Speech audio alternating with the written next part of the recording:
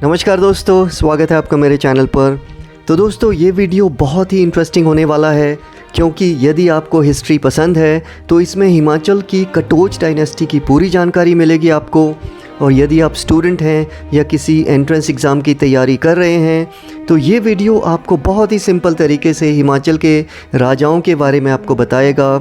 और दोस्तों यदि आप हिमाचली हैं या राजपूत हैं या कटोच फैमिली को बिलोंग करते हैं तो आपको ये जानकारी बहुत पसंद आएगी। पूरी कटोच डायनेस्टी का इसमें वर्णन मिलेगा आपको। तो दोस्तों चलिए शुरू करते हैं ये वीडियो। तो क्या आप जानते हैं कि कांगड़ा को पहले भीमनगर के नाम से भी जाना जाता था। माना जाता है दोस्तों कि कांगड़ा फोर्ट की स्थापना सुशर्मा चंद ने की थी और एक समय ऐसा था जब कांगड़ा फोर्ट भारत का सबसे अमीर फोर्ट हुआ करता था। और दोस्तों यहाँ पर धन दौलत इतनी थी कि यहाँ की दीवारों में और यहाँ के 21 कुओं में इस धन दौलत को स्टोर करके रखा जाता था। और दोस्तों ये बात जग जहान में फैल चुकी थी कि कांगड़ा फोर्ट में बहुत ही ज़्यादा धन छुपा हुआ है। इसीलिए 470 ईस्वी में कश्मीर के राजा श्रेष्ठ सेन ने कांगड़ा पर आक्रमण किया था, लेकिन वो कामयाब नहीं हुआ। कटोच राजाओं ने दबकर उसका मुकाबला किया और उसे वापस जाने पर मजबूर किया। 1009 में महमूद गजनी ने कांगड़ा पर आक्रमण किया और वो 21 में से दोस्तों 8 कुओं का धन लूटकर ले गया। एक मुस्लिम यात्री और लेखक जो वहाँ उस समय था उसने लिखा है कि कांगड़ा फोर्ट में 7 लाख से ज़्यादा अशर्फियाँ, 700 मन से ज़्यादा सोने चांदी के प्लेट्स, 200 मन से ज़्यादा शुद्ध सोना और हज़ारों मन के छोटे बड़े गहने वहाँ पर रखे हुए थे। उस वक्त जगदीश चंद यहाँ के राजा हुआ करते थे। महमूद गजनी ने फोर्ट पर कब्ज़ा कर अपने सैनिकों को वहीं रहने का आदेश दिया। 1043 तक कांगड़ा फोर्ट उसके कब्ज़े में रहा, लेकिन दोस्तों 1043 में राजा तोमर महिपाल ने किले पर वापस कब्जा कर लिया। कांगड़ा को पहले नगरकोट के नाम से भी जाना जाता था और कांगड़ा को अपने कब्ज़े में करने के लिए हमेशा लड़ाई लगी रहती थी। और इसीलिए 1051-52 में महमूद गजनी के बेटे ने एक कमांडर को भेजकर फिर से किले पर अपना कब्ज़ा कर लिया। लेकिन 1060 में फिर से राजपूत राजाओं ने कांगड़ा फोर्ट पर अपना कब्ज़ा वापस ले लिया। और उस समय कांगड़ा के राजा पदमचंद और राजा पूरबचंद हुआ करते थे, जिन्होंने जसवान राज्य की भी स्थापना की थी। और बहुत से इतिहासकारों के अनुसार 1200 से 1220 तक त्रिगार्ता पर जयचंद ने राज किया था। और हिमाचल के इस इलाके को पहले त्रिगार्ता भी कहा जाता था और महाभारत में भी त्रिगार्ता का जिक्र मिल जाता है। और दोस्तों 1220 के बाद 4 से 5 राजा हुए और फिर 1330 में पृथ्वी चंद यहाँ के राजा बने। और पृथ्वी चंद ने पहली बार कांगड़ा में सिक्कों को इंट्रोड्यूस किया था। और इसी दौरान एक इस्लामिक इन्वेडर जिसका नाम मोहम्मद बिन तुगलक था, उसने कांगड़ा फोर्ट पर 1337 में आक्रमण किया और उसे कैप्चर भी कर लिया, लेकिन ज़्यादा दिन तक वो उस पर कब्जा नहीं कर पाया। और 1345 में पूरबचंद कांगड़ा के महाराजा बने। 1360 में राजा रूपचंद ने कांगड़ा की गद्दी संभाली और इसी वक्त मोहम्मद बिन तुगलक के बेटे फिरोज शाह तुगलक ने कांगड़ा पर आक्रमण किया। 6 महीने तक उसने बहुत कोशिश की पर वो कामयाब नहीं हो सका और वो राजा रूपचंद से मिलकर वापस लौट गया। लेकिन उसको हार की फ्रस्ट्रेशन इतनी थी दोस्तों कि उसने जाते जाते ज्वालामुखी मंदिर पर बहुत ही अत्यधिक उत्पात मचाया, मार काट मचाई, गायों को काटा, उनका मांस ब्राह्मणों के गले में बांध दिया। इस तरह से उसने मंदिर में उत्पात मचाया था। और 1375 में राजा रूपचंद की मृत्यु के बाद उनका बेटा संसार चंद कांगड़ा का महाराजा बना। 1390 में संगारा चंद की मृत्यु के बाद उसका बेटा मेघचंद गद्दी पर बैठा। इसी दौरान तैमूर लंग ने भी कांगड़ा यानी नागरकोट, इसका पुराना नाम नगरकोट हुआ करता था, उसके बारे में सुना और 1399 में उसने पहाड़ी राज्यों पर आक्रमण शुरू कर दिए, लेकिन वो कांगड़ा फोर्ट तक नहीं पहुंच पाया। और मेघचंद के बाद 1405 में हरिचंद ने कांगड़ा की गद्दी संभाली। और दोस्तों यहाँ पर एक बहुत ही इंटरेस्टिंग स्टोरी है, इस स्टोरी को आप ज़रूर सुनिए। तो दोस्तों ये घटना बहुत ही विचित्र है। हुआ यूं कि एक बार शिकार के दौरान राजा हरिचंद अपनी टीम से अलग हो जाते हैं और एक कुएं में गिर जाते हैं। उनके आदमी उनकी कई दिनों तक तलाश करते हैं, बहुत ढूंढते हैं, लेकिन वो नहीं मिलते। और इसलिए उनको मरा हुआ मानकर वो वापस लौट जाते हैं। उनको लगता है कि शायद जंगली जानवरों ने राजा को मार दिया या उनको खा गए। और वापस जाने के बाद रीति रिवाज़ों के अनुसार राजा का अंतिम संस्कार कर दिया जाता है। यहाँ तक कि राजा की रानियाँ भी सती हो जाती हैं।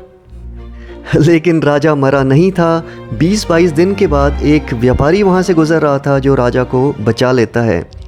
और दोस्तों, जब राजा अपने महल की ओर जाने लगता है तो रास्ते में उसको सारी बात का पता चलता है। यहाँ तक कि राजा हरिचंद के छोटे भाई करमचंद का भी राज्याभिषेक कर दिया जाता है। उनको नया राजा घोषित कर दिया था वहाँ का। तो ये बात जानकर राजा वापस जाने का विचार छोड़ देता है और वो अपने लिए एक नई जगह ढूंढकर वहीं छोटा सा एक फोर्ट बनवाकर रहने लगता है। और आज ये जगह बहुत ही फेमस है। इस जगह को हरिपुर गुलेर के नाम से जाना जाता है। हरिचंद ने अपना सरनेम भी गुलेरिया रख लिया था। और आज भी जब कोई सेरेमनी होती है तो हरिपुर गुलेर को कांगड़ा से पहले याद किया जाता है, क्योंकि यहाँ पर बड़े भाई ने राज किया था। और 1415 में करमचंद की ताजपोशी हुई। इस वक्त मुस्लिम इन्वेडर्स भारत पर पूरी तरह हावी हो चुके थे, लेकिन कांगड़ा अभी तक शांत था। 1430 में करमचंद के बेटे संसार चंद ने गद्दी संभाली। इसके बाद 1450 में देवांग चंद और फिर 1465 में नरेंद्र चंद महाराजा बने। और दोस्तों, नरेंद्र चंद की भी एक बहुत ही इंटरेस्टिंग स्टोरी है, ये आप ज़रूर सुनिए। तो दोस्तों, हुआ ये कि नरेंद्र चंद बिना औलाद के ही मर गए। उनकी एक रानी उस समय प्रेग्नेंट थी और सत्ता पर आने के लिए बहुत सारे रिश्तेदार अपना अपना क्लेम ठोक रहे थे। प्रेग्नेंट रानी को डर था कि कहीं उस पर जानलेवा हमला ना हो जाए, इसलिए वह चुपचाप घर से निकलकर अपने मायके की ओर चलने लगी। लेकिन रास्ते में ही उसने एक बेटे को जन्म दिया जिसका नाम सुबीरा चंद रखा गया। सुबीरा के मामा उसे वापस ले आए और सुबीरा को राजा घोषित कर दिया गया। सुबीरा चंद के बाद प्रयाग चंद और उसके बाद रामचंद कांगड़ा के महाराजा हुए। रामचंद का कोई पुत्र नहीं था, इसलिए धर्मचंद, जो कि राजा देवांग चंद के छोटे भाई थे, उनको राजा बनाया गया। 1528 में जब धर्मचंद राजा बने, उस समय मुग़ल एम्पायर काफ़ी फैल चुका था। धर्मचंद काफ़ी बुज़ुर्ग हो चुके थे और उन्होंने मुग़लों से अलायंस कर उनकी शर्तें मान ली और उन्होंने अपने एक बेटे को मुग़ल दरबार में एज अ हॉस्टेज भी भेज दिया। ये इसलिए ताकि अकबर को लगे कि महाराजा जो हैं उनके खिलाफ़ नहीं जाएंगे। और महाराजा धर्मचंद के बाद उनका बेटा माणिक्य चंद जो कांगड़ा का राजा बना। 1570 में माणिक्य की मृत्यु हो गई और उसके बाद उसका बेटा जयचंद यहाँ का राजा बना। अकबर को महाराजा जयचंद कुछ ज़्यादा पसंद नहीं आ रहे थे, क्योंकि महाराजा जयचंद दिल्ली और आगरा में कुछ हवेलियों का निर्माण करवा रहे थे। अकबर ने जयचंद को अरेस्ट करने का भी ऑर्डर दिया। उस वक्त जयचंद दिल्ली में ही था और जैसे ही जयचंद के बेटे विधि चंद को इस बात का पता चलता है, विधि चंद कांगड़ा फोर्ट को अपने कंट्रोल में ले लेता है। और इसी दौरान अकबर खान जहान को कांगड़ा फोर्ट पर कब्ज़ा करने के लिए भेजता है, लेकिन पंजाब में लड़ाई की वजह से खान जहां कांगड़ा नहीं पहुंच पाता है। धीरे धीरे अकबर की आर्मी बहुत सारे इलाकों पर कब्ज़ा कर लेती है। कांगड़ा की खासकर जो खेतीबाड़ी की ज़मीन थी उस पर अकबर के सैनिक कब्ज़ा कर लेते हैं। छोटी बड़ी रियासतें जो कांगड़ा के आसपास थी उन पर भी अकबर की सेनाओं का कब्ज़ा हो जाता है। और 1582 में अकबर के सैनिक वापस चले जाते हैं और जयचंद जो अभी ज़िंदा था वो अपनी गद्दी पर वापस आ जाता है। 1585 में जयचंद की मृत्यु के बाद विधि चंद की ताजपोशी हो जाती है और विधि चंद मुग़लों को सबक सिखाना चाहता था। उसने हिल्स की रियासतों का एक अलायंस बनाया। वो हिल्स के आसपास के जितने भी रूलर्स थे उनसे मिला और अकबर के अगेंस्ट उसने एक अलायंस खड़ा किया। लेकिन अकबर को इस बात का पता चल जाता है और वो अपनी सेनाएं भेजकर इस अलायंस को तोड़ देता है और विधि चंद को अपने एक बेटे को अकबर के कोर्ट में ज़मानत के तौर पर रखना पड़ता है दोस्तों। और इस टीनेजर बेटे का नाम था त्रिलोक चंद, जो अब अकबर के दरबार में रह रहा था, वहीं पर पल रहा था। विधि चंद का बेटा त्रिलोक चंद जब अकबर के यहाँ पर रह रहा था उस समय उसके पास एक बहुत सुंदर तोता हुआ करता था और वहीं पर युवराज सलीम भी उसको देखा करता था। लेकिन सलीम को त्रिलोक चंद कभी भी अपने तोते को हाथ लगाने नहीं देता था। इस पर सलीम उससे बहुत अधिक जलन रखता था, उसको पसंद नहीं करता था। 1605 में जहांगीर मुग़ल राजा बन गया और उसी वक्त त्रिलोक चंद भी कांगड़ा का राजा घोषित हो चुका था। त्रिलोक चंद से द्वेष की भावना के चलते शाहजहाँ उसे चालाकी से गिरफ्तार करना चाहता था, जिसे त्रिलोक चंद भांप गया था और 1612 में आनंदपुर साहब में शाहजहाँ की आर्मी के साथ युद्ध में त्रिलोक चंद मारा जाता है। और दोस्तों 1612 में हरिचंद द्वितीय कांगड़ा के राजा बने और उसी वक्त जहांगीर ने अपने मित्र नूरपुर के राजा सूरजमल को अपने कमांडर शेख फरीद के साथ कांगड़ा फोर्ट पर कब्ज़ा करने का फरमान जारी किया। सूरजमल और शेख फरीद के बीच कुछ अनबन हो गई और कांगड़ा फोर्ट को कैप्चर करने का जो प्लान था उसको पोस्टपोन करना पड़ा। माना जाता है कि सूरजमल नहीं चाहता था कि कांगड़ा फोर्ट पर कब्ज़ा हो और जहांगीर ने अब राजा मान सिंह को कांगड़ा फोर्ट को कैप्चर करने के लिए भेजा। इसी बीच जैसे ही हरिचंद को ये पता चला तो उसने जम्मू के राजा के साथ मिलकर होशियारपुर पर अपना कब्ज़ा जमा लिया। मान सिंह अपनी सेना के साथ सीधा होशियारपुर पहुंचा। होशियारपुर के आगे पहाड़ियों के बीच राजा मान सिंह की मुग़ल सेना और हरिचंद की सेना के बीच युद्ध हुआ। मुग़ल सेना पहाड़ों पर युद्ध करने में अभ्यस्त नहीं होने की वजह से हार गई और राजा मान सिंह की इस युद्ध में मृत्यु हो गई। लेकिन हरिचंद ने एक राजपूत होते हुए दूसरे राजपूत के सम्मान में वहाँ राजा मान सिंह की समाधि का निर्माण किया। और दोस्तों मुग़लों के कहने पर 1619 में राजा जगत सिंह और राय रायन ने कांगड़ा फोर्ट का घेराव कर लिया। मुग़लों की सेना ने कांगड़ा फोर्ट पहुंचने से पहले आसपास की सारी पहाड़ी रियासतों पर अपना कब्ज़ा कर लिया था। कांगड़ा फोर्ट का घेराव एक साल से ज़्यादा तक रहा और अंत में 1620 में हरिचंद ने सरेंडर कर दिया और मुग़लों से एक समझौता कर लिया। जहांगीर ने फोर्ट पर कब्ज़ा कर लिया और हरिचंद को वहाँ से सब छोड़कर जाना पड़ा। और दोस्तों ये इतिहास में पहली बार ऐसा हुआ था कि कांगड़ा फोर्ट पर किसी शत्रु का पूरी तरह से कब्ज़ा हुआ था। महाराजा हरिचंद ने हार नहीं मानी थी और वो मुग़लों के ख़िलाफ़ गोरेला वॉरफेयर करते रहे और उनको कमज़ोर करते रहे। लेकिन 1627 में हरिचंद द्वितीय को गिरफ़्तार कर लिया गया और मुग़लों ने कांगड़ा फोर्ट की दीवारों पर महाराजा को ज़िंदा चुनवा दिया। हरिचंद के कोई पुत्र नहीं था, इसलिए चंद्रभान चंद जो कि कल्याण चंद का पुत्र था उसका राज्याभिषेक कर दिया गया। कल्याण चंद राजा धर्मचंद का छोटा भाई था। और दोस्तों हरिचंद को फोर्ट से निकालकर जहांगीर ने राजगीर की जागीर दी थी और वो सिर्फ वहीं पर रह सकता था। चंद्रभान राजगीर से ही रहकर मुग़लों के ख़िलाफ़ गोरेला वॉरफेयर लड़ता रहा। और दोस्तों राजगीर में आज के लम्बाग्राम, जयसिंहपुर, सुजानपुर जैसे इलाके आते हैं। और 1660 में चंद्रभान को औरंगज़ेब की सेना ने गिरफ़्तार कर लिया और उसे फांसी दे दी गई। चंद्रभान ने धर्मशाला के पास निर्वाणा में एक छोटा सा किला भी बनवाया था, जिसे आज चंद्रभान का टीला भी कहते हैं। और 1660 में चंद्रभान के बेटे विजय रामचंद को राजा घोषित किया गया। विजय रामचंद ने बीजापुर की स्थापना की और यहीं पर 1757 तक सारे राजाओं का निवास रहा। विजय रामचंद का भी कोई वारिस नहीं था, इसलिए उनके भाई उदय रामचंद को 1687 में राजा घोषित किया गया। लेकिन उदय राम का निधन 1690 में हो गया और 1690 में उदय रामचंद का बेटा भीमचंद राजा बनाया गया। और कांगड़ा साम्राज्य उस समय मुग़लों के अधीन था, इसलिए मुग़लों के कानून के तहत उसे मुग़लों के दरबार में जाना पड़ता था। मुग़लों ने उसे अपना दीवान भी बनाया। बीजापुर में उसने एक मंदिर का निर्माण करवाया और उसके भाई कृपाल चंद ने भवारना वाली कुल का निर्माण करवाया। 1697 में भीमचंद के बेटे आलमचंद को राजा बनाया गया और राजा आलमचंद ने आलमपुर की स्थापना की थी। और 1700 तक आलमचंद यहीं रहा और 1700 में उसकी मृत्यु हुई। उसके बाद उसके बेटे हमीर चंद को राजा बनाया गया। और दोस्तों आलमपुर के पास आलमचंद ने एक फ़ोर्ट भी बनवाया और आज जिस जगह पर वो फ़ोर्ट है उस जगह का नाम हमीरपुर है, जो हिमाचल का एक डिस्ट्रिक्ट भी है आज।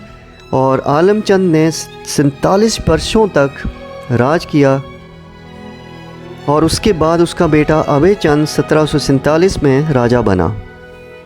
आलमपुर का ठाकुर द्वारा और सुजानपुर का फोर्ट अभय चंद ने ही बनवाया था। 1750 में बिना बारिश के ही राजा अभय चंद की मृत्यु हो जाती है और इसलिए 1750 में हमीर चंद के छोटे भाई और अभय चंद के चाचा घमीर चंद को राजा बनाया जाता है। घमीर चंद के 11 बेटे थे, लेकिन किसी भी ऑफिशियल या रिश्तेदार को 11 के 11 बेटे पसंद नहीं थे। इसी कारण घमंड चंद, जो कि घमीर चंद का छोटा भाई था, उसकी ताजपोशी की जाती है। और दोस्तों, इन दिनों मुग़ल बहुत कमज़ोर पड़ते जा रहे थे। जगह जगह उनकी सेनाओं को हार का सामना करना पड़ रहा था। इसका फ़ायदा उठाकर घमंड चंद ने अपने पुरखों की खोई हुई रियासतें और ज़मीनें वापस अपने कब्ज़े में ले ली। घमंड चंद ने ही सुजानपुर टीरा की स्थापना की थी। अब सिर्फ कांगड़ा फोर्ट पर ही कब्ज़ा करना बचा हुआ था। और 1774 में घमंड चंद की मृत्यु के बाद तेग चंद, जो उसका बेटा था, वो राजा बना।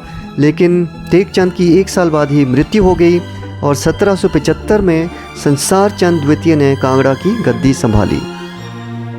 महाराजा संसार चंद कटोच डायनेस्टी के सबसे ज़्यादा प्रसिद्ध राजा थे और संसार चंद द्वितीय का एक ही एम था, और वो था अपने पुरखों द्वारा बनाए गए कांगड़ा फोर्ट पर कब्ज़ा करना, जिस पर अभी भी मुस्लिम राजाओं का कब्ज़ा था। और दोस्तों, इस काम के लिए राजा संसार चंद ने जय सिंह कन्हैया को सहायता के लिए बुलाया और उन्होंने मिलकर कांगड़ा फोर्ट का घेराव कर लिया। लेकिन जय सिंह ने चालाकी से किले पर अपना कब्ज़ा कर लिया और संसार चंद इससे बहुत क्रोधित हुआ और उसने जय सिंह कन्हैया की रियासतों पर अपना कब्ज़ा कर लिया और उसके एक बेटे को भी मार दिया। 4 साल बाद जय सिंह ने किले को छोड़ दिया। तो फाइनली संसार चंद द्वितीय का अपने पूर्वजों के किले पर कब्ज़ा वापस से हो चुका था। और दोस्तों, कांगड़ा फोर्ट पर कब्ज़ा होने के बाद संसार चंद बहुत ही जोश में आ गया और उसने देखते ही देखते पहाड़ी रियासतों पर अपना कब्ज़ा जमाना शुरू कर दिया। संसार चंद चाहता था कि सारी पहाड़ी रियासतें मिलकर एक ही बड़ा साम्राज्य बनाएं, जिसका वो राजा बने। चंबा के राजा को उसने मारकर चंबा पर कब्ज़ा कर लिया।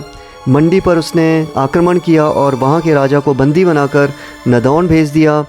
कुछ रियासतों के राजाओं ने संसार चंद के सामने सरेंडर कर दिया। कुल्लू हो या लाहौल स्पीति या फिर शिमला, संसार चंद का साम्राज्य अब फैलता ही जा रहा था। और दोस्तों, अपने घमंड में इतना चूर हो गया था संसार चंद कि उसने अपनी बहन के पति, जो नाहन के राजा थे, उनको भी मार दिया। लेकिन जब उसे पता चला कि उसकी बहन प्रेग्नेंट है, तो उसने उसके बेटे के जन्म के बाद नाहन को वापस कर दिया। और 20 साल तक संसार चंद का एक छत्र राज रहा। किसी की भी हिम्मत नहीं हुई कि उसके खिलाफ कोई आवाज़ उठाए। और दोस्तों, सारी रियासतों के राजा उसको नमन करने के लिए सुजानपुर टीरा के दरबार आया करते थे। लेकिन संसार चंद से भी एक बहुत बड़ी भूल हुई। एक मिलिट्री कमांडर जिसका नाम नवाब गुलाम मोहम्मद था, उसकी बातों में आकर उसने अपनी सेना का स्वरूप ही बदल डाला। और इसका पता लगते ही महाराजा संसार चंद के अंडर जो रियासतें थी, उनके रूलर्स समझ गए कि अब जो महाराजा की सेना है वो इतनी स्ट्रॉन्ग नहीं रही। इसलिए उन्होंने सबने मिलकर गोरखास को कांगड़ा फोर्ट पर आक्रमण करने के लिए बुलाया। और दोस्तों, ये वही गोरखा थे जिन्होंने पहले भी ये हिमाकत की थी, पर संसार चंद ने उन्हें बहुत दूर तक खदेड़ दिया था। यहाँ तक कि दोनों के बीच समझौता भी हुआ था और गोरखा ने ये कहा था कि वो ऐसी हिमाकत दोबारा कभी नहीं करेंगे। और दोस्तों, 1805 में गोरखाओं ने समझौता तोड़ दिया और 40,000 की सेना के साथ वो कांगड़ा में घुस गए। पहाड़ी रियासतों के जो राजा थे, उन्होंने भी अपने 10,000 सैनिक अपने भेजे गोरखाओं के साथ। 2 साल तक महाराज की सेनाएं लड़ती रही, लेकिन जगह जगह उनको हार का सामना करना पड़ रहा था। और सुजानपुर से महाराजा अपनी फैमिली को लेकर पहुंच गए थे अब कांगड़ा फोर्ट। और इसी दौरान गोरखा सेना आगे बढ़ती जा रही थी। धीरे धीरे वो कांगड़ा फोर्ट के बाहर पहुंच गए और उन्होंने कांगड़ा फोर्ट को घेर लिया। और महाराजा संसार चंद किसी तरह भेष बदल कर फोर्ट के बाहर गए और उन्होंने महाराजा रंजीत सिंह को हेल्प के लिए बुलवाया।